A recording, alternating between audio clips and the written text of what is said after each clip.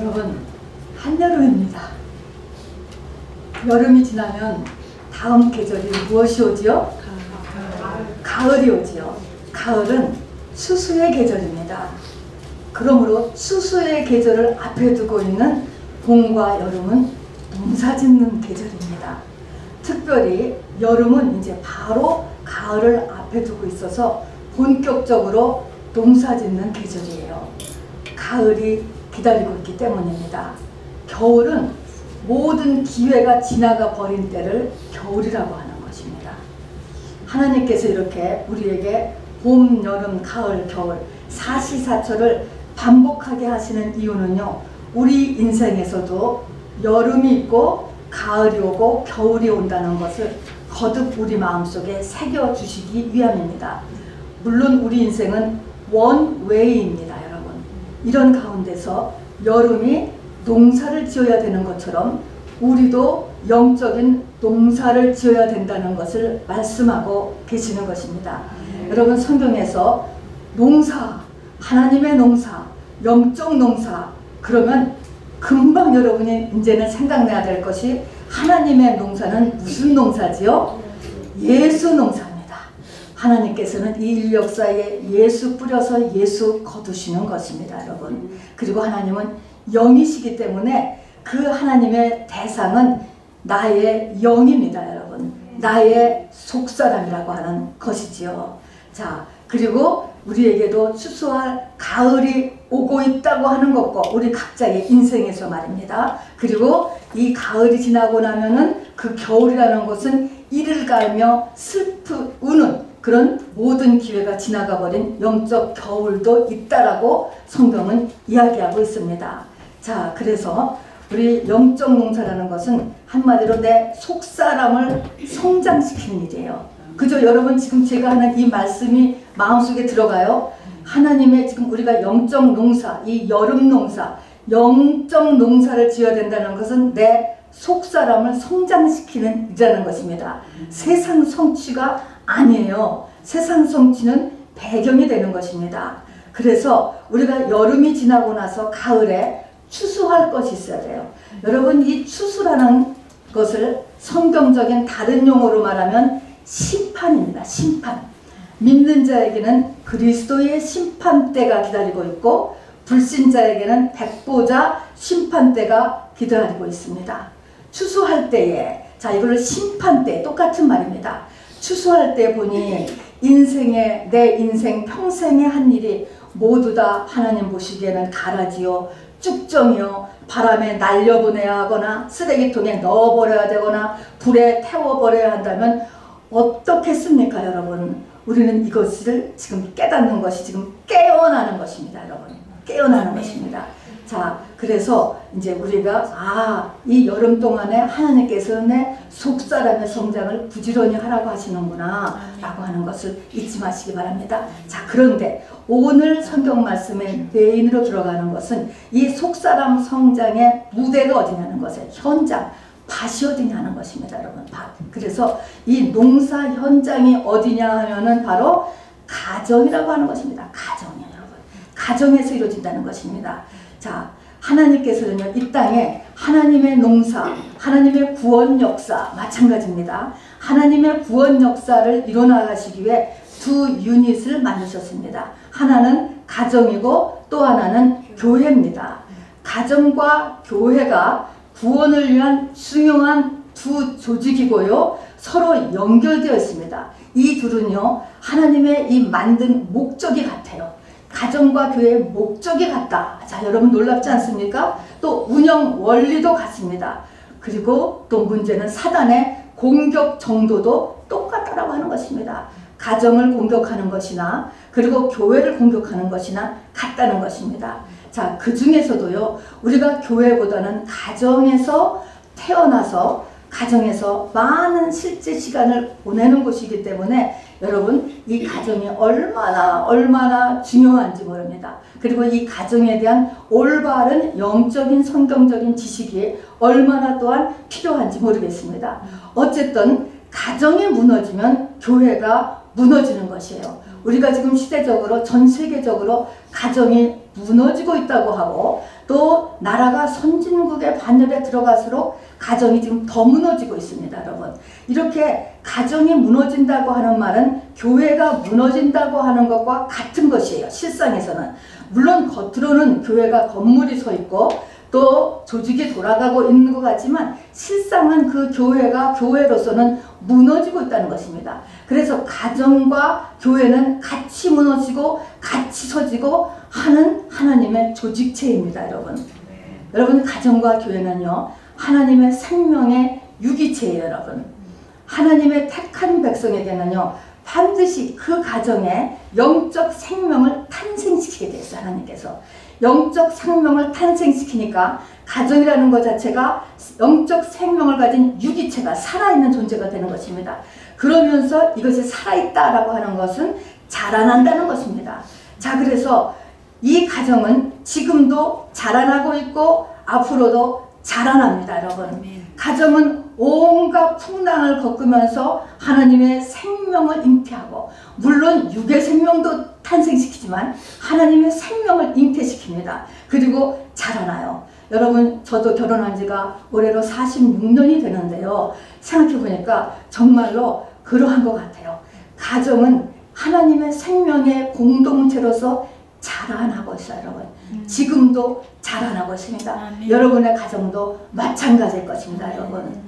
자, 그러면 이제 구체적으로 가정이나 교회의 목적지가 같다고 그랬어요. 가정의 목적지가 뭐예요, 여러분? 교회의 목적지가 무엇일까요? 이거부터 먼저 확인하고 지나가겠습니다.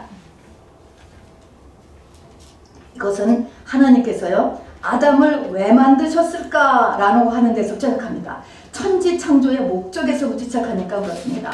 하나님께서 아담을 만드신 다음에 아담에게 하와를 만들어 주시는 이유를 이야기하셨습니다. 어떻게 하셨냐면은 그 말씀 속에 아담이 독처하는 것이 좋지 않으므로, 이렇게 얘기했습니다. 아담이 혼자 있는 것, 독처하는 것이 좋지 않으므로 하와를 만드셨다는 것입니다. 이때 아담이 독처하는 것이 좋지 않을 때 이 아담은요, 하나님 자기 자신을 비유적으로 이야기한 것입니다. 하나님이 혼자 계시는 것이 좋지 않으므로 이 말의 뜻인 것입니다. 여러분, 하나님이 혼자 계시지 좋지 않다. 하나님이 짝을 원하셨다는 것입니다. 그리고 그렇기 때문에 아담은 아담의 짝을 피조물 가운데서 찾지 못했습니다. 여러분, 그래서 자기 갈빗대, 자기 자신에서 나온 하와로 자기 짝을 만들었던 것처럼 하나님 자신도 피조물 가운데서 만들지 아니하시고 하나님 자신으로부터 나온 존재라만 하나님의 짝이 될 수 있는 것이죠. 그래서 거기에 이제 성자가 등장하게 되는 것이죠. 그것을 호세아서 2장에 보면 단독 지급적으로 하나님께서 말씀해 주셨습니다. 내가 네게 장가들어 영원히 살되 공의와 정의와 은총과 긍휼이 여금으로 네게 장가들며 진실함으로 네게 장가들리니 내가 여호와를 알리라, 이렇게 이야기했습니다. 그러므로 결혼의 목적은요, 우리가 결혼하는 목적은 나를 행복하기 위해서 결혼하는 것이 아니고, 우리가 흔히 이런 말을 많이 듣죠. 결혼은 행복하기 위해서 하는 게 아니고 당신을 거룩하게 하기 위해서 결혼하는 거야 라는 말은 쉽게 듣지만, 이 말을 우리가 더 확대해서 얘기하면은 바로 우리가 결혼을 하는 이유는 바로 예수님의 신부로 만들어지기 위하여서 하나님께서 우리를 결혼시키는 것입니다. 여러분, 그리고 이것은 나만 예수님의 신부되는 것이 아니에요. 바로 가족 구성원 전부가 다 예수님의 신부로 자라나도록 준비시키는 것이 영적으로 우리가 가정을 만들어내는 것입니다. 그렇기 때문에 자녀들에게도 고난이 오게 되어 있어요. 이것도 다 준비시키는 것입니다. 여러분, 에베소서 4장 13절에 보면은요, 우리가 다 온전한 사람을 이루어 그리스도의 장성한 분량이 충만한 데까지 이르기를 원한다. 온전한 사람은 뭐냐? 그리스도의 장성한 분량까지 이르는 것이라는 것입니다.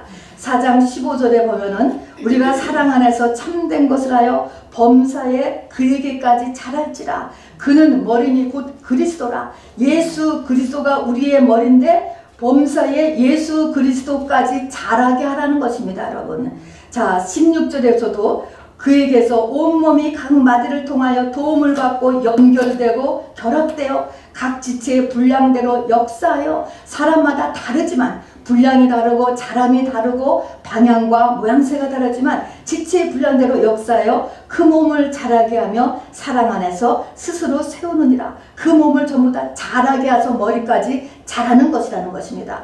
결국은 이 가정의 구성원 또 이 가정의 모든 멤버, 이 말은 교회의 구성원, 교회의 모든 멤버들이 예수 그리스도까지 자라나게 하는 것, 이 말은 예수 그리스도의 신부가 되는 것. 여러분, 이것이 우리가 결혼한 목적이고 교회를 나오는 목적이라는 것입니다. 아멘이죠, 여러분. 아멘. 자, 그래서 하나님이 아담이 독초하는 것이 좋지 못함으로 하는 것처럼 하나님의 어떻게 보면 짝이지요, 여러분. 이것이 예수이십니다, 여러분. 그것도 우리가 예수님의 신부라고도 하죠. 그렇게까지 자라나는 것이 바로 가정과 교회의 목적이다라고 하는 것이죠. 여러분, 우리에게 보면요, 여러 가지 기도 제목이 우리 전부 많잖아요. 응답을 받은 것도 있고 응답을 못 받은 것도 있고 참으로 오래 기도하는 것들도 참으로 많습니다. 그런데 가정 내에서의 기도처럼 저는 기도 응답이 느린 것이 없는 것 같아요. 정말 응답이 너무너무 느립니다, 여러분. 가정에 대한 또 가족 구성원에 대한 기도 응답이 이렇게 시간이 오래 걸리는 이유는 무엇일까요? 이에 대한 하나님의 뜻은 무엇일까요, 여러분? 그만큼 기도가 많이 필요해서일까요? 또 그 기도를 하는 나를 향하여서 하나님의 무슨 목적이 있기 때문일까요? 여러분, 고린도전서 13장을 보면은 고린도전서 13장을 사랑장이라고 하죠. 이 사랑은요, 아가페 사랑이에요. 우리가 아는 친구 간의 필레오 사랑도 아니고 세상에 결혼을 이뤄내는 에로스 사랑이 아니고요. 하나님의 사랑, 바로 예수 그리스도의 사랑, 아가페 사랑이에요. 고린도전서 13장 아가페 사랑, 우리가 예수의 신부가 되기 위한 첫 번째의 품성이 뭔지 아세요? 고린도전서 13장 1절 어떻게 무슨 품성이 맨 첫 번째죠? 오래 참고, 할렐루야. 그렇습니다. 오래 참는 성품을 마련해 주기 위하여서 바로 이렇게 가족원에 대한 기도 제목은 오래 걸려요, 여러분. 그만큼 바로 그 기도가 이렇게 중요하고 그 기도를 안 들으시는 것이 아닙니다. 그 기도의 양과 질이 중요하고 또 그것을 하는 나에게는 오래 기도하는 이런 인내를 바로 하나님께서 만들어 주시기 위한 것입니다, 여러분. 자, 그래서 이렇게 가정의 목적이 이제 무엇이다라는 것을 우리가 확실하게 알아두시고요. 또 교회 목적도 물론 마찬가지입니다. 두 번째로 알 것은요, 가정이 사단의 최고의 공격처라고 하는 것입니다. 우리 가정이 어떻게 공격을 받고 있는가? 여러분, 가정이 사단의 공격을 받고 있는가, 안 받고 있는가? 라고 하는 것은요, 우리가 이 영이라고 하는 것은 바람하고 똑같다 그랬습니다. 바람은 보이지 않아요. 바람은 보이지 않지만 바람으로 인해서 내가 시원함을 느낀다던가 바람의 불문으로 인하여서 나뭇잎이 막 흔든다던가 하는 것처럼 모든 영의 역사는 그 열매를 가지고 결과를 가지고 알게 된다는 것입니다. 그러니까 우리 가정에 지금 나타난 현상을 보고 사단의 공격이 있구나 라고 하는 것을 깨달아야만 합니다. 자, 그래서 우리의 가정에 일어났던 일, 그리고 지금도 일어나는 것, 자, 교회는 이 음부의 권세가 침몰치 못한다고 했습니다. 가정도 마찬가지예요. 그러니까 음부의 권세가 침몰치 못한다는 것은 음부의 권세가 우리 가정을 계속 요동칩니다. 그렇다라고 해서 여러분, 음부의 권세를 꼭 여러 가지 환난만으로 보시면 안 돼요. 거기에는 유혹도 있는 것입니다, 여러분. 가족 내의 우상과 가정의 소울타임은 얼마나 강력한 사단의 괴계인지 모릅니다, 여러분. 자, 그래서 어쨌든 이 가정은 사단의 최고의 공격처예요. 자, 그래서 이 가정에 나타나는 현상을 보고 또 공격을 하고 있구나 라는 것을 알아차리면서 우리가 여기에 전신갑주를 입기 위해 알아야 할 먼저 세 가지가 있습니다. 첫 번째는요, 우리가 영적인 분별력을 가져야 돼요. 여러분, 이것이 너무 중요하기 때문에 저를 따라서 해보시기 바랍니다. 영적인 분별력을 가져야 한다. 시작! 영적인 분별력을 가져야 한다. 이 영적인 분별력이라는 것은요, 적어도 세 가지에 있어서 깨어 있어야 돼요. 상처, 미움, 염려입니다, 여러분. 자, 집안 내에서 나의 남편이, 나의 아내가, 우리 자녀가 나에게 어떤 무심히 어떤 말을 했어. 또 어떤 행동을 했어. 근데 그것이 나에게 상처로 다가온단 말입니다. 상처로 다가. 대부분 같으면은 그냥 참아버리는 경우가 참 많을 거예요. 그렇지만 분명히 그것이 나에게 상처로 다가왔을 때는, 또 때로는 그것으로 인해서 나에게 미움이 생겼어. 뭐 직접 가족원일 수도 있고요. 또 가족은 좀 일가 친척일 수도 있겠어요. 그것 때문에 미움이 생겼다든가 이렇게 되면요, 여러분 이것이 사단의 역사인 것을 눈치채야 돼요. 그러니까 상대방도 모르고 한 거예요. 모르고 하는데 그것이 나에게는 상처로 딱 들어가 있단 말입니다. 이때에 이것으로 인하여서 마음을 딱 닫아버린다거나 섭섭함이 생긴다거나 미움이 생긴 거나 하면은 내가 영적인 분별력이 없는 거예요, 여러분. 성령이 부족한 것입니다. 속은 것입니다, 여러분. 그것으로 인해서 부부지간에, 또 부모와 자녀시간에, 시어머니와 며느리 사이에 딱 담이 생겨버리는 것입니다, 여러분.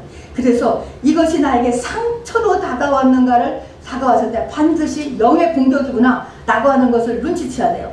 미움도 마찬가지입니다. 이것으로 인해서 말 안 하지만 어떤 사람에 대해서 믿음이 하나 딱 들어가서 미움이 들어간다. 미움. 그러면 이건 역시 사단의 공격이구나. 그 사람한테서 왔든 나한테 왔든 두 사람 사이를 갈라놓으려고 하던 사단의 괴계이던 간에 이것은 사단의 공격이에요, 여러분. 이렇게 정말 불꽃 같은 눈으로 우리 자신을 살펴봐야 되고, 이 마지막 때 사단이 우는 사자와 같이 믿는 자라도 삼킬자를 찾아 헤매는데 어디에 지금 눈독 들이고 있다고요? 우리의 가족에 눈독 들이고 있다는 것을 잊지 마시기 바랍니다, 여러분.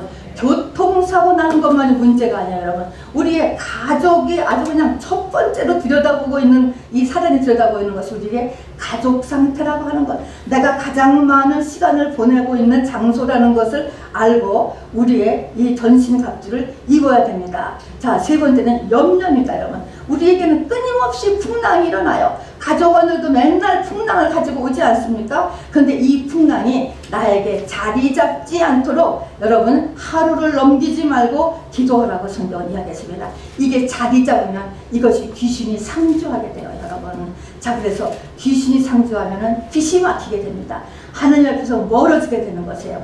그래서 이것이 마음의 짐에서 떨어지도록 자기 전에 이부자리에서라도 기도를 하시고, 그것이 그래도 내려지지가 않으면 하나님 이것을 부탁합니다. 하나님 맡아주십시오. 나는 마지막 기도까지 하고 마음에서 내려놓고 주무시기를 바랍니다.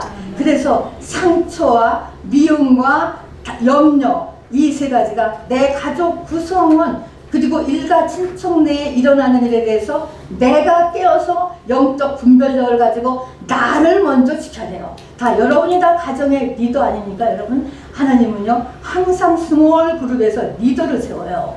그리고 그 리더로 인하여서 그 다음 사람을 이끌어가게 하시고 빛이 되게 하시거든요.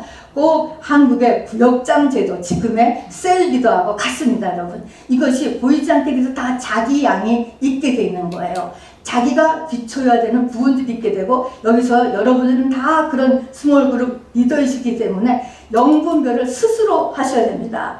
자, 사람하고 싸울 일이 아니죠. 두 번째, 가족이라고 하는 것, 가정이라는 것은 부부 모두의 조상의 저주가 꽃피우는 장소가 여러분 가족입니다. 십계명의 20장 5절에 보면은요, 바로 여호와는 질투하는 하나님인즉 나를 미워하는 자의 죄를 갚되 아버지로부터 아들에게로 3세대까지 이르게 하느냐. 여러분, 유전이라는 것입니다. 영적인 유전이 있는 거예요. 3, 4대까지 내려가. 물론 20장 6절에 가서 보면 나를 사랑하고 내 계명을 지키는 자에게는 1000대까지 은혜를 베푸느니라. 놀라운 축복이에요. 자, 어찌하였든지 간에 우리는 하나님을 사랑하고 하나님의 계명을 지키는 자는 1000대까지 하나님의 은혜를 베푼다. 너무너무 할렐루야. 그러나 그 후에 자, 결혼 생활은 남편, 부인 이 두 사람의 집안의 저주가 꽃피우는 장소예요. 자, 그러면서 이게 그러니까 연애하고 다른 것입니다, 여러분. 자, 그래서 이 저주가 다 꽃피워요. 음란이 꽃피우는 것입니다, 여러분. 초기에는 안 그럴지라도 평생을 살다 보면 음란이 꽃피우고, 가난이 꽃피우고, 사고가 꽃피우고, 각종 불치병이 꽃피우고, 질병이 꽃피우고 자녀의 문제가 꽃피우는 것입니다. 이것을 어떻게 해요? 감당해야 되죠, 여러분. 자, 이런 것을 감당하려니까 영적인 분별력, 또 가정에서 집안에 내려오는 이 꽃피우는 이 저주를 분별하고 처리하고 견뎌내고 끊어내고 이 모든 것을 하기 위해서는 뭐가 필요하죠? 교회가 필요합니다. 아멘. 성령이 반드시 필요한 것입니다. 아멘. 자, 성령 밖에는요 이것을 해결할 방법이 없어요, 여러분. 그렇기 때문에 이렇게 가정과 교회는 같이 붙어 있어야 되는 것입니다. 같은 유닛이에요, 여러분. 그래서 우리 가정에는 반드시 하나님의 말씀이 있어야 돼요. 그래서 우리 에베소서 5장에 이 자녀 양육에 대한 하나님의 말씀을 보면은 말입니다. 자녀에게 공부 잘해야 한다 라고 하는 그런 말씀보다는 주의 훈계와 교훈으로 양육해라. 이 말씀 한 가지를 자녀에 대해서 써놓고 있는 것입니다. 공부 잘하는 것보다 중요한 것이 예수 잘 믿는 것이에요, 여러분. 우리는 이것을 이제 이렇게 바꿔줘야 되는 것입니다. 그래서 그리고 집안에는 하나님의 말씀이 반드시 있어야 돼요, 여러분. 자, 그래서 바로 하나님의 말씀이 집안에 있고 말씀이 집안에 있어야 그것이 빛이 되어서 성령의 역사가 또한 있게 되지요. 네. 세 번째에 우리가 전신갑주기 위해서 할 것은 가정의 목적이 예수의 신부되는 거라고 그랬잖아요. 나부터 먼저 신부되고 그 다음에 우리 식구들도 다 그렇게 언젠가 다 자라나도록 만드는 그루터기를 만들어 놓고 가는 것이 우리가 가정에서 해야 되는 일인 것입니다. 자, 그래서 예수님의 신부가 된다라고 하는 것은 예수님과 하나 되는 것이에요. 예수님과 하나 된다라고 하는 것은 무엇일까? 여러분, 예수님과 하나 되는 것을 어디에서 하나님은 지금 훈련시키고 본을 삼냐면 가족원끼리 하나 되는가, 이걸 보는 거예요. 가족원끼리 하나 되는 거. 자, 그럼 첫 번째로 남편과 아내가 하나 될 수 있어야 돼. 부모와 자녀가 하나 될 수 있어야 됩니다, 여러분. 또 부모와 또 그 시부모님과 또 하나 될 수 있어야 돼. 하나 된다는 것은 무엇이 하나 되는 거예요, 여러분? 한 집에서 산다고 하나 되는 게 아니고요. 마음이 하나 돼야 되는 것입니다, 여러분. 남편과 부인의 마음이 하나 돼야 돼. 남편과 부인의 마음이 하나 되려면은요, 뭐가 해야 돼요? 우선 하나 되기 위해서는요, 마음이 열려야 되는 것입니다, 여러분. 그래서 가장 나쁜 게 마음이 닫히는 거예요, 마음이 닫히는 거. 그러니까 사단의 모든 계획은 마음이 닫히게 하는 데부터 시작을 해요, 여러분. 그래서 이 마음을 열리게 하는 일에 바로 우리 모두가 매우 우리가 기도하고 여기에 우리가 하나님의 삶을 몸으로 실제 삶으로 인해서 이 상대방의 마음을 여는 일에 우리의 삶이 필요하고 대화가 필요하고 노력이 필요하고 자아의 죽음이 필요하게 되는 것입니다. 그래서 부부지간의 마음이 열리도록 하는 게 너무 중요해요. 자녀하고도 마찬가지예요. 자녀의 마음이 먼저 열리는 게 중요해. 또 일가친척하고도 마음이 먼저 열리게 하는 게 먼저 중요해. 이것이 얼마나 힘든 일인지 여러분, 아이고 안 보면 그만이지, 각자 따로 살면 되지. 여러분, 이렇게 인디비주얼리즘이 발전하는 이 시대에서는요, 그렇기 때문에 이 신부들이 안 되는 거예요. 집안에서 사람끼리 이게 안 되면 영으로도 안 되는 거예요, 여러분. 그걸 집에서부터 하게 하셨군요. 자, 그러니까 오래 걸리고 힘든 것입니다, 여러분. 자, 그래서 이제 이 가정에서 하나 되는 일을 우리가 해야 된다. 그러니까 우리가 전신갑주를 입기 위해서 첫 번째는 뭡니까? 바로 상처와 미움과 염려가 다가오는 것에 대해서 내가 항상 영적인 분별력을 가지고 방어막을 쳐야 된다. 그 다음에 가정은 나와 남편 그 자체가 잘못돼서가 아니고 아주 그냥 조상의 저주가 꽃피우는 장소고, 이거는 성령 충만이 어느 아무리 이 땅에 IQ가 높고 능력이 높은 사람도 감당 못해요, 여러분. 이 영적 저주의 장소라고 하는 장소고요. 셋으로는 마음을 서로 열게 하는 것이 가장 중요한 우리가 해야 될 일이다. 구체적으로는 말입니다. 라고 하는 것을 잊지 마시기 바랍니다. 아멘. 하나님께서요, 또 우리를 신부로 만들려는 하나님의 목적을 이해하기 위해서요, 하나님께서 또 하시는 일이 있지요.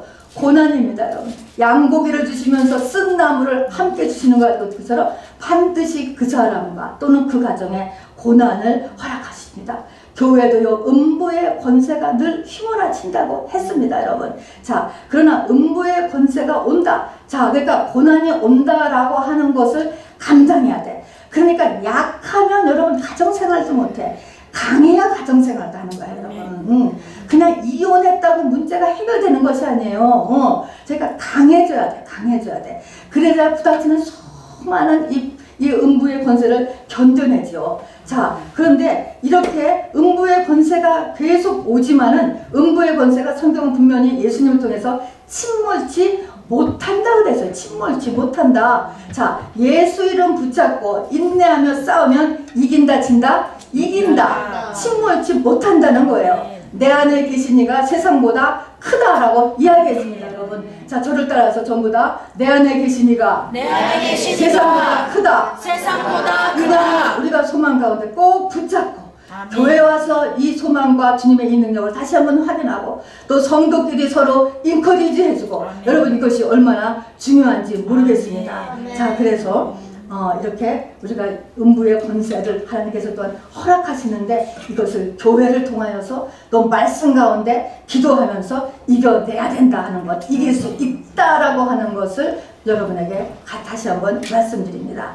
여러분, 가장 치열한 영적 전쟁의 현장이 지금 오늘은 가정이라는 것을 주께서 말씀하시는 거예요. 그리고 이 가정이 지금 이 한여름에 여름 농사 짓는 우리의 현장이 가정이라는 것을 오늘 꼭 확인해 드리기를 제 마음에 주셨습니다, 여러분. 그런데 영적 전쟁이다. 전쟁이라고 하면요, 이 전쟁이 지금하고는 이 전쟁이 달라요. 성경에서 말하는, 성경이 쓰여졌던 신약시대 초반기까지만 하더라도 전쟁이라는 것은 현대 전쟁과 달라요. 이 시대까지만 해도 고대의 전쟁은요, 이기면 다 뺏어오는 거고요, 지면은 다 뺏기는 거예요. 다 뺏기는 거예요. 내 것을 다 잃어버리는 것입니다. 예수를 안 믿는 만도 못하게 고생하고 끝나는 거예요, 여러분. 물론 그 후대에는 영향력이 있겠지만 그 평생이 치면 우리는 절대로 안 돼. 치면 반드시 이기는 자가 되어야 된다는 것입니다. 자, 그래서 바로 우리가 이겨야 된다라고 하는 것을 오늘도 마음에 간직하시기 바랍니다. 7전 8기 7번 졌어도 좋아요, 여러분. 오늘부터 또 이기시기를 바랍니다. 자, 그런데 우리의 싸움은 혈과 육이 아니다 그랬잖아요. 에베소서 6장 12절에 우리의 씨름은, 다른 말로 하면 우리의 싸움은, 우리의 전쟁은 혈과 육을 상대하는 것이 아니요. 쭉 가서 악의 영들을 상대하리라. 영적인 것이다 하는 것입니다. 영적. 자, 우리의 싸움은 바로 영적인 것이다. 이 말은요, 영적인 것이라는 것을 더 쉬운 말로 하면 투명인간하고 싸운다고 생각해요. 여러분, 투명인간. 여러분, 투명인간하고 여러분하고 싸우면은요, 백전백패예요. 백전백패. 안 보이는 사람하고 싸워요. 안 보이는 사람이 내 물건 다 훔쳐가. 돈을 다 가져갔어. 펄펄 뛰고 걱정이 얼마나 무너지겠어요. 펄펄 이 와가지고 나한테 병규를 집어넣고 갔어. 나를 때리고 갔어. 교통사고 헷갈리게 해서 부닥치게 했어. 안 보이는 사람이 와서 이 핸들을 잡아 틀었단 말입니다. 이렇게 투명 인간과의 싸움입니다, 여러분. 자, 그렇기 때문에 사람끼리 싸우지 말라는 거예요. 가족끼리 싸우면은 가장 박수 치는 자가 바로 그 투명 인간인 것입니다. 투명 인간. 자, 그래서 여기에서 우리에게 필요한 것도요, 역시 성령의 분별력입니다. 그러니까 성령 충만이 얼마나 중요한지 모릅니다. 이것을 비춰주는 이거를 깨닫게 해주는 이는 성령이세요, 여러분. 사람의 능력으로는요, 아무리 공부를 많이 했어도, 아무리 IQ가 높아도, 아무리 내게 사회의 경험이 많아도 못 맞추는 것입니다, 여러분. 그래서 성령 충만이 매우 중요합니다. 여러분, 성령은 하나님이세요, 하나님. 자, 그런데 여러분, 우리가 이렇게 이제 고난을 당하면서 또 많은 이런 풍랑을 내가 이끌고 분별하고 견뎌내고 하면서 하나님은 나에게 어떤 일을 이루어가는 것일까요, 여러분? 자, 나를 속썩이는 이 모든 문제와 이 가족, 나를 속썩이는 이 가족원들은 나를 어디로 이끌어갈까요? 나를 하나님의 말씀으로 이끌어간다는 것을 잊지 마시기 바랍니다.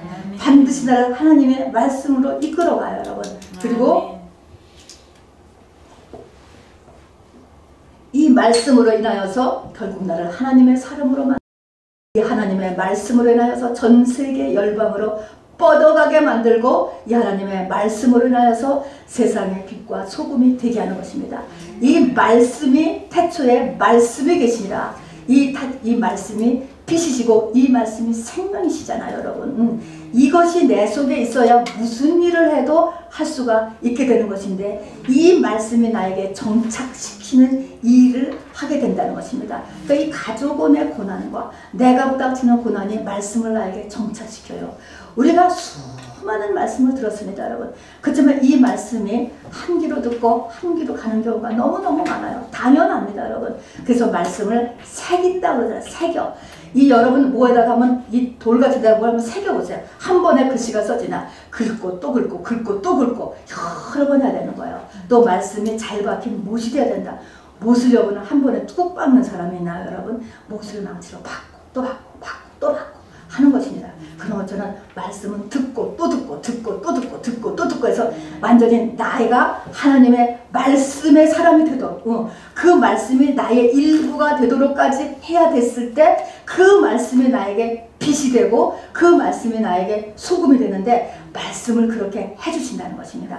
그래서 그것을 나를 하나님의 사람으로 만들어 가게 한다는 것이죠. 자, 그러면 저는 여러분이 이제 이렇게 말씀으로 세워져 가는 영적 리더가 되어 가시고 있다고 봅니다, 여러분. 여러분은 변함없고 그냥 똑같은 삶인 것 같지만 제가 보면은요, 저도 여러분도 자라나고 있습니다, 여러분. 여러분도 보이지 않게 많이 자라나고 있어요, 여러분. 그리고 여러분의 가정도 생명의 유기체로서 여러분 자라가고 있다는 것을 잊지 마시기 바랍니다. 사람의 눈으로 보는 것과 하나님의 눈으로 보는 것이 굉장히 다르고 하나님의 눈으로 보는 것은 이 땅의 백년이 아니고 영원에 이른다고 하는 것을 잊지 마시기 바랍니다. 우리는 지금 영생을 준비하시고 계시는 사람들인 것입니다. 자, 그런데 이렇게 말씀으로 세워져 가고 있는 영적인 리더가요, 마지막으로 넘어가야 될 중요한 항목이 있습니다. 말씀을 이제 많이 알게 됐습니다. 그런데 이 말씀을 가지고서도 마지막으로 넘어가야 될 것이 뭘까? 그 한 가지가 말입니다. 말이 두려움입니다, 여러분. 사망입니다, 여러분. 마지막으로 멸망시켜야 될 것이 사망이잖아요. 사망 권세입니다, 여러분. 이 사망 권세를 넘어가야 돼요, 여러분. 이것이 저와 여러분이 앞으로 넘어가야 될 이제 지금 이 산입니다. 요한일서 4장 18절에는 어떻게 해야 이 사망 권세를 넘어가느냐, 진짜 육신의 목숨이 끊어지는 사망을 얘기하는 게 아니고요, 살아서 사망 권세를 넘어간다는 걸 지금 얘기하는 것입니다. 여러분, 사망아 내가 어디 있느냐, 너의 쏘는 것이 어디 있느냐. 사도 바울이 사망 권세를 넘어갔습니다, 여러분. 이런 것처럼 우리도 사도 바울같이 사망 권세를 넘어가는 데까지 가야 되거든요, 여러분. 자, 이것은 말씀이 있는 사람 앞에서 일어나는 것입니다. 자, 고린도전서 15장 15절에도 사망아 너의 승리가 어디 있느냐. 사망이 우리를 다 이겨요. 다 이긴다니까. 근데 못 이겨. 너는 나를 못 이겨. 너는 우리 가정을 못 이겨. 이렇게 사망아 너의 승리가 어디 있느냐라고 얘기할 수 있어야 됩니다. 사망아 내가 쏘는 것이 어디 있느냐. 이 사망을 가지고 쏘대면 견딜 자가 없는 거거든요. 자, 이런데 이렇게 사도 바울이 이긴 것을 선포했던 것입니다. 자, 그런데 이 사망, 이 죽음의 공포, 두려움이에요, 두려움, 여러분. 이 두려움을 대적하는 방법이 뭐냐. 바로 사랑 안에 두려움이 없고 온전한 사랑이 두려움을 내어 쫓나니 두려움에는 형벌이 있습니다. 자, 두려움을 가지면 반드시 그걸 끼고 사단이 역사하는 것입니다. 모든 디프레스를 주고 모든 부정적인 생각을 주고 막 두려움을 주는 것이죠. 그리고 아직도 두려워하는 자는 사랑 안에서 온전히 이루지 못하였느니라. 그러니까 이거 요한일서 4장 18절 말씀입니다. 우리는 말씀으로 세워가는데 어디까지 내 말씀이 가야 되느냐? 바로 온전한 사랑을 이룬 데까지 가야 되는 거예요. 이것이 예수님의 신부인 것입니다, 여러분. 이것이 예수 그리스도의 장성한 분량인 머리인 것이에요, 여러분. 여기까지를 우리가 가야 되는 것입니다. 자, 그러니까 이 죽음의 공포, 두려움이 우리 속에 확 올라오잖아요. 이러다가 무슨 일 나는 거 아니야? 이렇게 우리 속에 이렇게 막 두려움이 몰려올 때 우리가 해야 되는 것, 바로 이것을 피하지 말고 대적하는데, 대적하는 방법이 뭐냐? 하나님의 사랑을 붙잡으라는 것입니다. 온전한 사랑이 두려움을 내어쫓는다. 하나님의 사랑을 붙잡는 것이에요, 여러분. 하나님은 나를 사랑하신다. 이것은 나를 향한 하나님의 최선이다. 하나님에 대한 신뢰, 또 여기에는 하나님의 뜻이 있다. 그리고 성경에 약속한 많은 하나님의 사랑에 대한 약속이 있어요, 여러분. 그 하나님의 사랑의 말씀을 여러분이 암송하고 묵상하고 새기고 선포하고 기도하고 이렇게 하는 것입니다. 그래서 하나님의 사랑으로 나에게 두려움이 몰려올 때마다, 또 사망의 화살이 쏘아질 때마다 이 두려움의 이 공격이, 또 이 두려움에 이 쏘는 것이 우리 가정을 공격할 때마다, 자, 여러분 하나님의 사랑을 반드시 선포하시기를 주님의 이름으로 축원합니다. 여러분, 가정과 교회가 구원의 두 단이라고 했습니다. 자, 그러면은 가정과 교회가 나의 사명지인가 나의 짐인가 라고 하는 것을 한번 생각해 보시기 바랍니다. 여러분, 나의 짐이어야 돼요, 나의 사명지여야 될 것 같아요.